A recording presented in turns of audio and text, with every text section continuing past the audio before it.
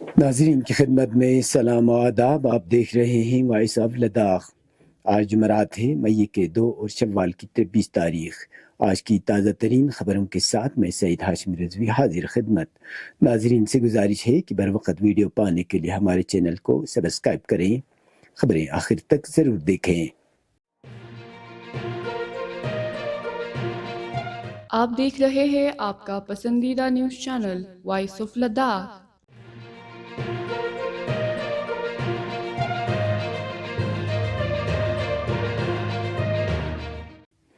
Indian National Congress کی قیادت نے لیہ میں اعلان کر دیا ہے کہ پارٹی ہائی کمان نے چھرنگ نمگیال کو مینڈیٹ دینے کا فیصلہ کر لیا ہے، جس کے باعث کرگل کانگریس کو مایوسی کا سامنا کرنا پڑ رہا ہے. کانگریس پارٹی کا مینڈیٹ حاصل کرنے کے لیے یوٹی لداخ کے دونوں اضلاع لیہ اور کرگل کے کانگریس پارٹی کے قد آور رہنما نونگ ریگزن جورا، حاجی اصغر علی کربلائی اور ناصر حسین منشی پچھلے کئی دنوں سے قومی راجدھانی لیہ میں خیمہ زن تھے. اس دورے کے بعد کل شام نونگ ریگزن جورا نے لیہ میں کانگریس کے دفتر میں ایک پریس کانفرنس کا انعقاد کیا، جس کے دوران انہوں نے پارٹی کے ہائی کمان راہل گاندھی، صدر ارجن کھرگے، جنرل سیکرٹری سولانکی اور منوج یادو سمیت دیگر رہنماؤں کا ضلع لیہ کے کانگریس پارٹی کے گزارشات کو مانتے ہوئے چھرنگ نمگیال کو نامزد کرنے پر ان کا شکریہ ادا کیا. انہوں نے کہا کہ پارٹی کے مینڈیٹ کو لے کر لیہ اور کرگل میں ہمیشہ کھینچاتانی ہوتی رہتی ہے اور اس بار بھی تھوڑی سی کھینچاتانی ہوئی. اس دوران ضلع لیہ کو پارٹی نے اس لیے مینڈیٹ دیا گیا کیونکہ کرگل کانگریس پارٹی کی جانب سے اپنے کانگریس پارٹی کے لیڈران کے بجائے نیشنل کانفرنس کے ضلع صدر حاجی محمد حنیفہ جان کو کانگریس کا مینڈیٹ دینے کا جو فیصلہ لیا وہ ہمیں قابل قبول نہیں تھا.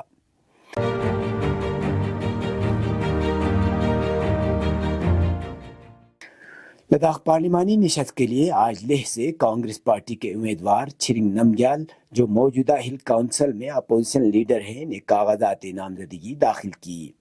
اس حوالے سے چھرنگ نمگیال پارٹی عہدیداروں اور ورکروں کے ساتھ الیکشن ریٹرننگ آفس لیہ پہنچے، جہاں موصوف نے کاغذات نامزدگی داخل کی، جس کے بعد چھرنگ نمگیال نے آئین کے پاسداری کے لیے حلف لیا. ان کے ہمراہ کانگریس کے ریاستی صدر نونگ ریگزن جورا سمیت کانگریس کے کونسلرز اور بڑی تعداد میں کانگریس کے ورکرز موجود تھے.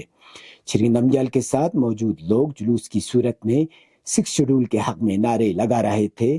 کاغذات نامزدگی داخل کرنے کے بعد میڈیا کے سوالوں کا جواب دیتے ہوئے چھرنگ نمگیال نے عوام سے پرزور اپیل کی کہ وہ بھارت کے آئین کو بچانے اور لداخ کے پہچان محفوظ کرنے اور لداخ کے مسائل کو حل کرنے کے لیے انہیں ووٹ دیں.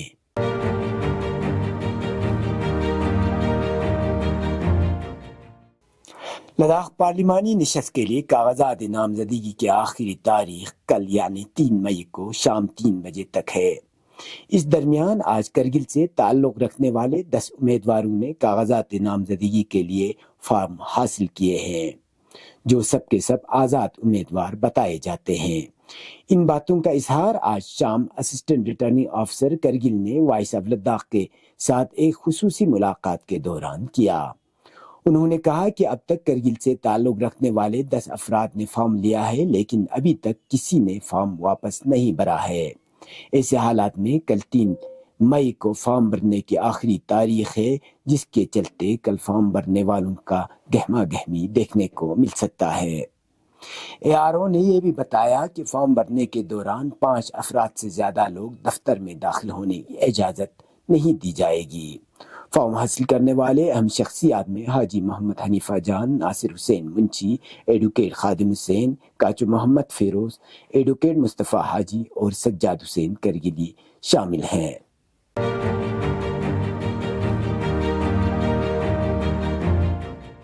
محقق اسلام و فیلسوف استاد شہید مرتضیٰ مطہری کے یوم شہادت کے دن کو امام خمینی میموریل ٹرسٹ کے شعبہ تعلیم مطہری ایجوکیشنل سوسائٹی سے وابستہ تمام سکولوں میں آج یوم معلم کے عنوان سے منایا گیا، اور اس دن تمام اساتذہ کو ان کی علمی خدمات کے اعتراف میں خراج تحسین پیش کیا گیا.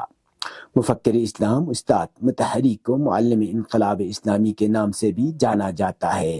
آیت اللہ شہید مرتضیٰ مطہری انقلاب اسلامی کے فعال رہنما اور کئی علوم پر دسترس رکھنے والے بلند پایہ کے عالمی دین تھے۔ آپ کو بانی انقلاب اسلامی حضرت امام خمینی رحمۃ اللہ علیہ کی شاگردی اور اسلامی تحریک کے آغاز سے ہی امام راحل کے ساتھ مل کر کام کرنے کے اعزاز حاصل ہے۔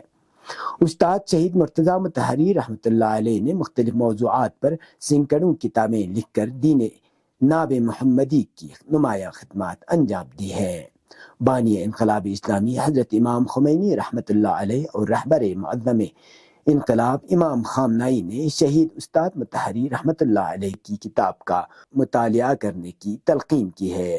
یاد رہے کہ انقلاب اسلامی کی کامیابی کے صرف 80 دن بعد دہشت گرد گروپ فرقان نے اس نابغہ روزگار ہستی کو 1979 میں 1 اور 2 مئی کے درمیانی رات کو تہران میں ٹارگٹ کر کے شہید کیا تھا۔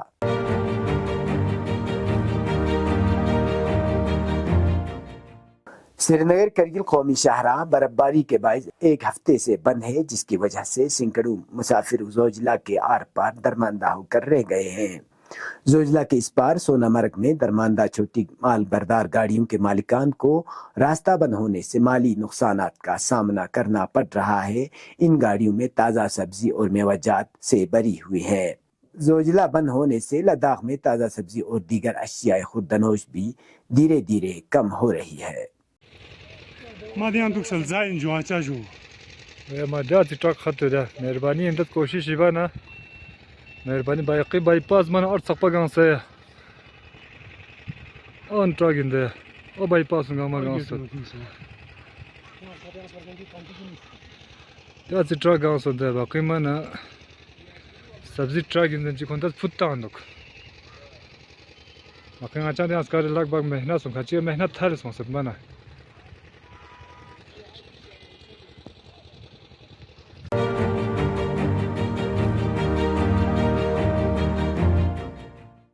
گزشتہ 24 گھنٹوں کے دوران کرگل میں درجہ حرارت 1.1 ڈگری سینٹی گریڈ درج کیا گیا۔ لیہ میں درجہ حرارت -1.5 ڈگری سینٹی گریڈ، دراس میں درجہ حرارت -2.8 ڈگری سینٹی گریڈ اور زنسکار میں درجہ حرارت -3.3 ڈگری سینٹی گریڈ درج کیا گیا۔ اب پیش قومی اور بین الاقوامی خبریں۔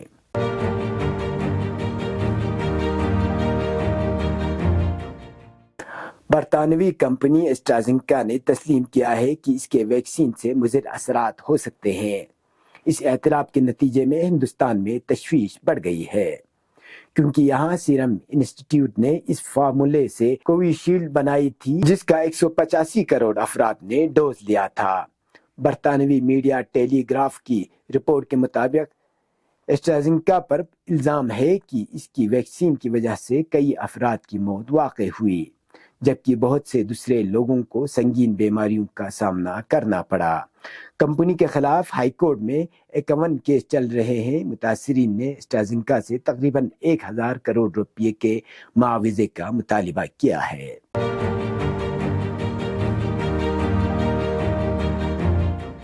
اشیاء اور خدمات ٹیکس GST ریونیو کلیکشن رواں مالی سال کے پہلے مہینے اپریل 2024 میں پہلی بار ریکارڈ 2 لاکھ کروڑ روپے کو پار کرتے ہوئے 2,10,267 کروڑ روپے پر پہنچ گیا، جو اپریل 2023 کے 1,87,035 کروڑ روپے کے مقابلے میں 12.4% زیادہ ہے۔ وزارت خزانہ نے آج ماہانہ GST وصولی کے اعداد و شمار جاری کیے، جس کے مطابق ریفنڈ کے بعد اپریل 2024 میں خالص GST revenue collection 1.92 lakh crore روپے رہا ہے، جو اپریل 2023 میں خالص وصولی سے 17.1% زیادہ ہے۔ GST کلیکشن میں اضافہ کا رجحان ہے اور اپریل 2024 مسلسل 11واں مہینہ ہے جس میں GST کی وصولی 1.60 لاکھ کروڑ روپے سے زیادہ رہی ہے۔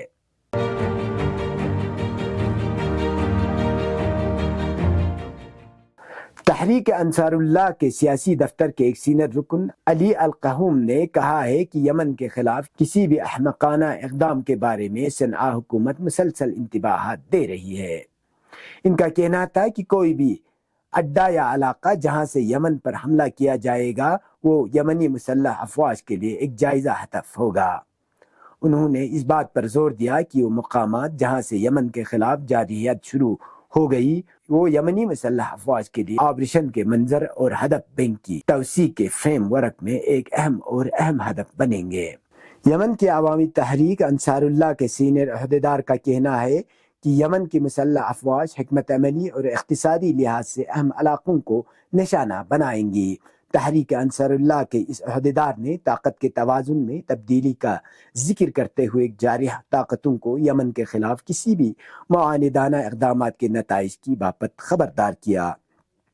ان کا کہنا تھا کہ یمن کے خلاف گزشتہ 9 سالوں سے جاری جارحیت کے نتائج سے سبق حاصل کریں۔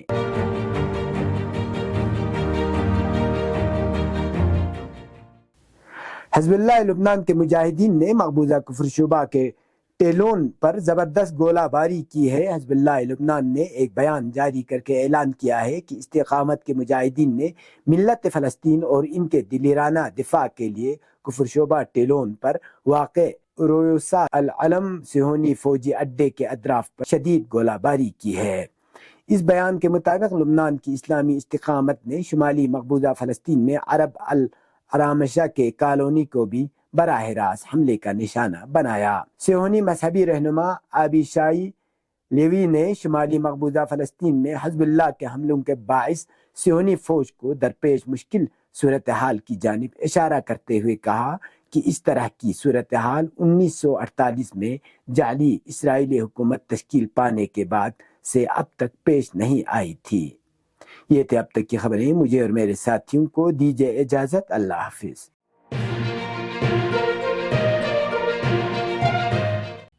مقامی، قومی اور بین الاقوامی خبروں سے باخبر رہنے کے لیے چینل کو لائک، شیئر اور سبسکرائب کریں، ساتھ ہی بیل آئیکن دبانا نہ بھولیں۔